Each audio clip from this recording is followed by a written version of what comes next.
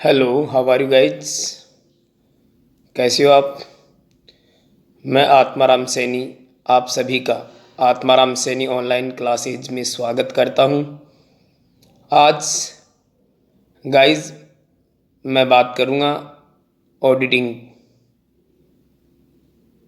Auditing की बात करूंगा। ऑडिटिंग में पुस्तपालन यानी बुक कीपिंग, लेखाक्रम, अकाउंटेंसी, अंकेक्षण, ऑडिटिंग, इनके बारे में गाइज हम आज बात करेंगे कि कब लेखाक्रम स्टार्ट होता है यानी बुक कीपिंग कब लेखाक्रम स्टार्ट होता है, कब पुस्तपालन स्टार्ट होता है और कब ऑडिटिंग स्टार्ट होता है, हम बात करेंगे दोस्तों। फ्रेंड्स गाइज, शुरू करने से पहले मैं आपसे रिक्वेस्ट करता हूं गाइज, वीडियो को लाइक शेयर एंड सब्सक्राइब ज़रूर कीजिए और वीडियो पसंद आए तो अपने कमेंट्स ज़रूर डालिए। आज बात करने वाले हैं book keeping, accountancy and auditing. First हमने इंट्रोडक्शन के बारे में पढ़ा इसमें, फिर पढ़ा हमने कि भारत में जो ऑडिट है कब स्टार्ट हुआ, और आज बात करते हैं हम बुक कीपिंग, अकाउंटेंसी और ऑडिटिंग की। गाइस, बुक कीपिंग पुस्त पालन यानी पुस्त पालन कब शुरू होता है। जब व्यवसाय या बिजनेस शुरू किया जाता है, जब व्यवसाय बिजनेस स्टार्ट किया जाता है तब से ही बुक कीपिंग, पुस्तपालन स्टार्ट हो जाता है।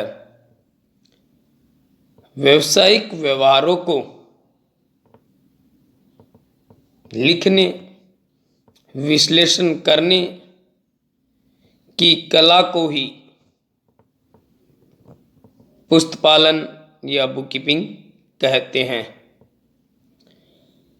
व्यवसायिक व्यवहारों को, व्यवसाय के विभिन्न प्रकार के व्यवहार होते हैं,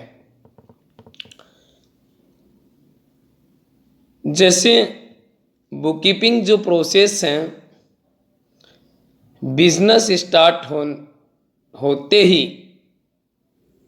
बुक कीपिंग भी स्टार्ट हो जाती है।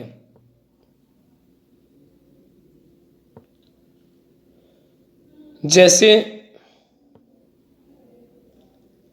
परचेज बुक, क्रय भाई, परचेज अकाउंट, क्रय खाता, विक्रय बही यानी सेल्स बुक, क्रय वापसी, परचेज रिटर्न बुक, विक्रय वापसी बही, सेल्स रिटर्न बुक, बिल जो प्राप्त होता है, बिल प्राप्य बही, रिसीव्ड बिल बुक, देय बिल बही यानी कि जो हम पेमेंट करते हैं, पेमेंट बिल बुक, और उसके बाद मुख्य जर्नल, मुख्य बही जो जर्नल बनाई जाती है और जो जर्नल बही है, उसके बाद आगे का काम स्टार्ट होता है। यानी जितने भी बिजनेस में व्यवहार होंगे उन व्यवहारों को इन बुक्स में लिखना, जैसे परचेज किया तो परचेज बुक में, सेल किया तो सेल बुक में, परचेज रिटर्न हुआ तो परचेज रिटर्न में चला जाएगा, सेल्स रिटर्न हुआ तो सेल्स रिटर्न बुक में चला जाएगा, किसी से पैसे प्राप्त हुए हैं तो वो बिल रिसीव्ड बुक में चला जाएगा, किसी को हमने पेमेंट किया है तो वो किस में चला जाएगा, पेमेंट बिल बुक में चला जाएगा। और इन सब को हम एक लास्ट में एक मुख्य जो जर्नल बनाते हैं उस जर्नल में इनकी एंट्रियाँ हम कर देंगे।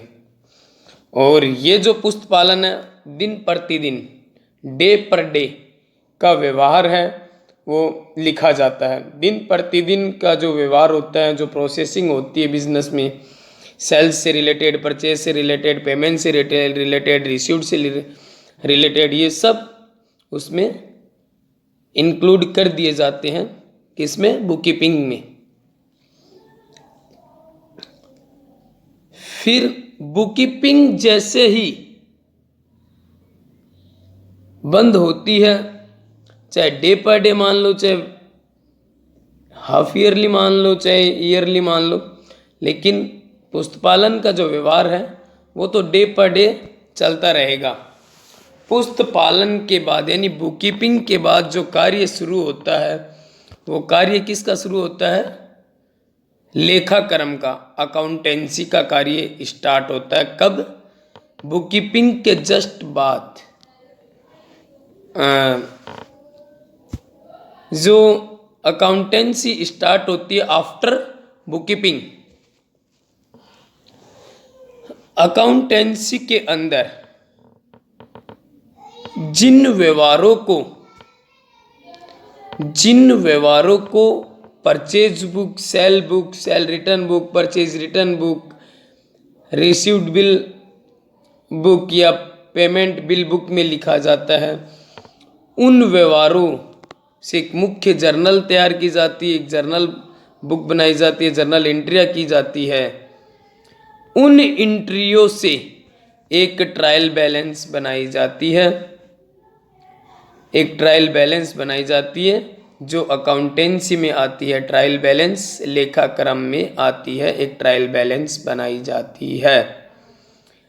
हम ये भी कह सकते हैं कि जब पुस्तपालन का कार्य खत्म होता है या जहाँ पुस्तपालन का कार्य बंद होता है वहाँ से लेखाक्रम का कार्य स्टार्ट होता है। लेखाक्रम के अंदर हम ट्रायल बैलेंस बनाएंगे, व्यापारिक चिट्ठा बनाएंगे यानी बैलेंस शीट बनाएंगे, प्रॉफिट एंड लॉस अकाउंट बनाएंगे, trading and profit and loss account बनाएंगे यानी कि व्यापार खाता या लाभ हानि खाता बनाएंगे, बैलेंस शीट बनाएंगे। ये सब किसके अंदर आती है? लेखाक्रम में, अकाउंटेंसी में आती है। हम ये कह सकते हैं जहाँ बुक कीपिंग का कार्य बंद होता है जस्ट उसके बाद लेखाक्रम यानी अकाउंटेंसी का कार्य शुरू हो जाता है। फिर अकाउंटेंसी समझ में आ गई आप लोगों के, यानी कि जो पुस्तपालन में जो लिखा गया उनसे खाते तैयार करना, प्रॉफिट एंड लॉस अकाउंट बनाना, ट्रायल बैलेंस बनाना, बैलेंस शीट बनाना, ये सब अकाउंटेंसी में आता है। और ये सब वर्ष के अंत में बनाए जाते हैं।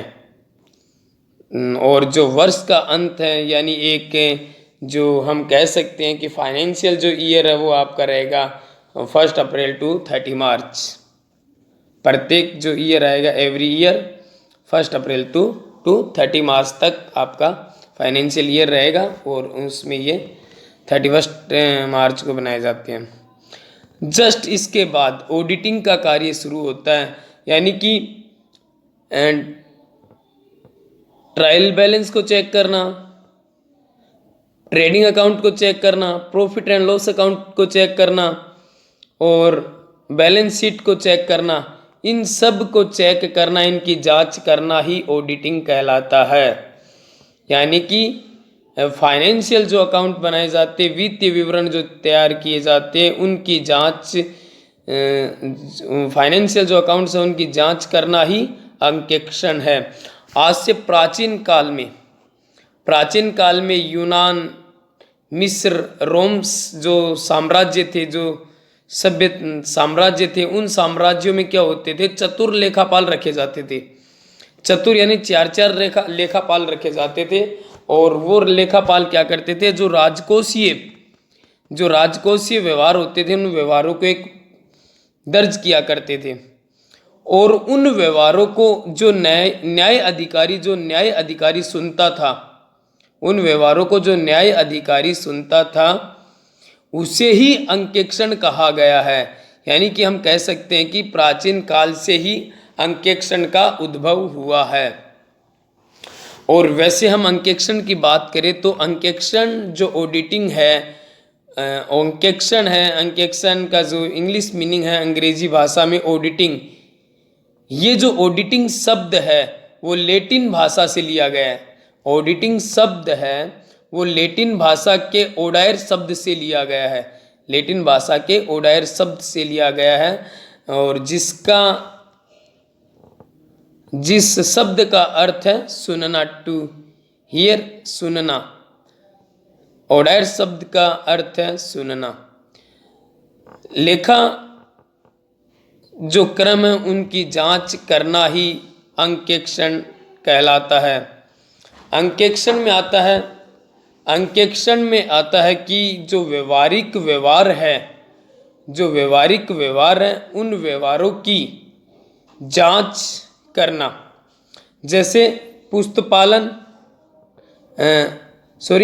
लेखाक्रम अपनी जो स्थितियां बताता है उन स्थितियों के बारे में। यानी कि हम कह सकते हैं कि जो प्रॉफिट एंड लॉस अकाउंट है वो सही जो अपना प्रॉफिट या लॉस सही प्रकट कर रहा है, या फिर जो बैलेंस शीट है वो बैलेंस शीट व्यवसाय की आर्थिक स्थिति को सही प्रकट कर रहा है या नहीं कर रहा है। प्रबंधक ने कहाँ गलती की, कहाँ गलतियाँ नहीं की, उन गलतियों की जांच करना ही अंकेक्षण है। दोस्तों आज के लिए इतना ही। वीडियो को लाइक, शेयर एंड सब्सक्राइब जरूर कीजिए। वीडियो पसंद आए तो अपने कमेंट्स वीडियो में ज़रूर डालना। Okay bye friends.